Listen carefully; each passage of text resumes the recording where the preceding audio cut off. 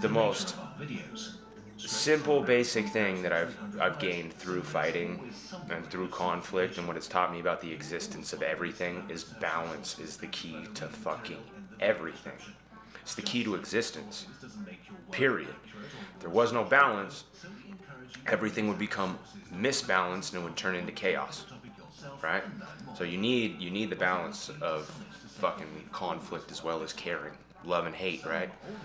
Everybody's comfortable with love because it leads to comfort and caring. But people aren't comfortable with hatred because it leads to conflict. And, you know, people get scared of conflict, man. They have to resolve it.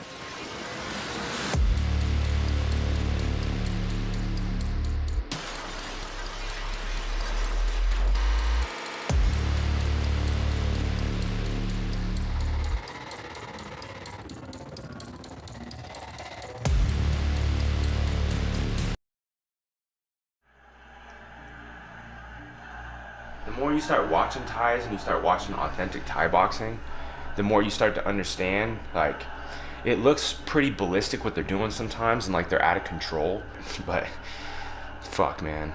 If you really understand what's going on and how loose and relaxed they're keeping their body, the whole entire point of the Thai way, man, is just whatever piece of your body that turns into the tool, you're making sure that 100% of yourself is getting dedicated to throwing that. So when they throw those knees, their whole body's behind it. Every punch they throw, their whole body's behind it. It's fucking crazy, man. I got to stay out at the gym with Pornsene. He, you know, when I was there at Simanchai, he was he's the main stable fighter, and he was the main stable fighter at the gym at the time too. So it was really cool, man. He's a hero, dude, and one of the toughest fucking SOBs ever in this sport. Fool's gnarly as shit.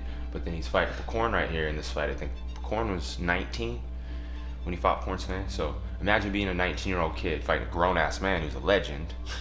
And watch this shit.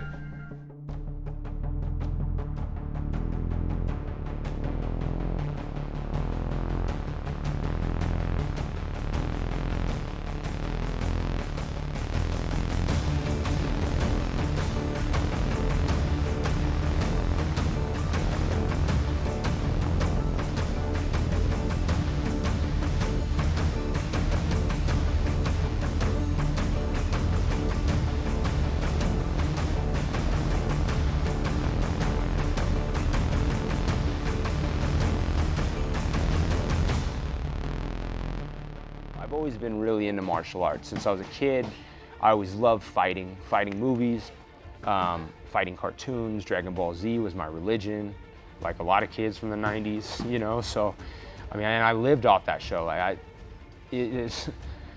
was like, it's like I was going to mass every day, man, and watch that show religiously. And so fighting has always been a huge part of what I think about all the time. And it just, I think the reason I think I've always been so intrigued by fighting, and I think the reason fighting intrigues people so much is it's something that's genetic, that's in our brain, it's hormonal, it's primal, and it's a very primal act. You have to fight. Humans have always had to fight. You have to fight. Fighting is part of life. Like, I'm not saying you need to go out on the weekends and get in fights, or fights have to be had, but it is part of human existence. No matter what, at any given moment on the planet, people are around the world fighting for what's right, period. And, you know, over time, I've figured out too, it's a pinnacle of human existence. I've talked about it before. You know, if anything boils over, it boils over into a fight.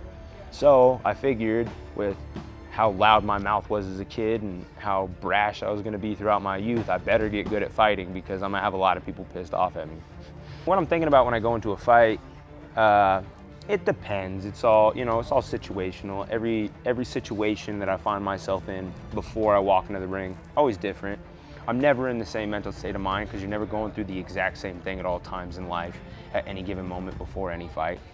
But all I try to do is remember at all times and focal on my purpose, right? And the purpose of being there is to disrupt this motherfucker with damage, right?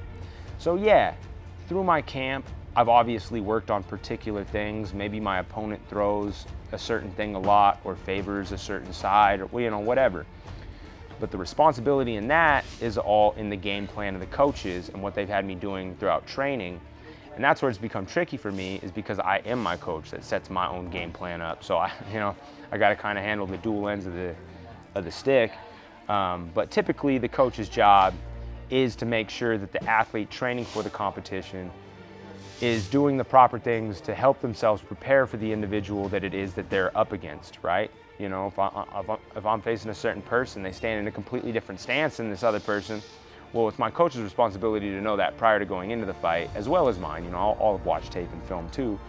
But then it's my coach's job and responsibility to have set up a training camp and practices in which I'm doing certain motions, movements that are prepping me for that individual's motions and movements, so I can try to disrupt them as much as possible, do as much damage to them as possible, finish the fight, win. You know what I mean?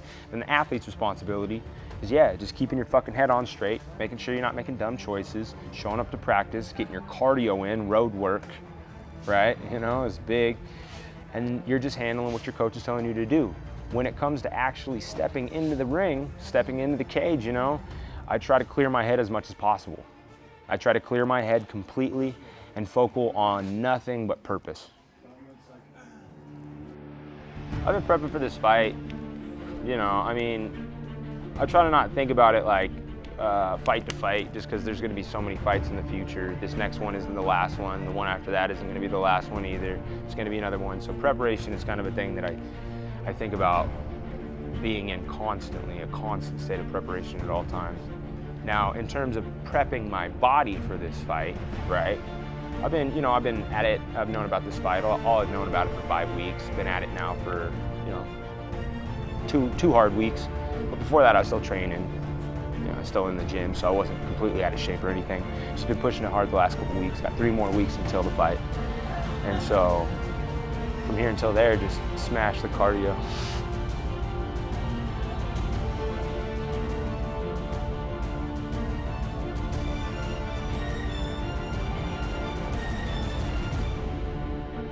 You get nervous when you get tired, because it's us primarily instinctually telling us that we're close to death if we were in a fight or flight position.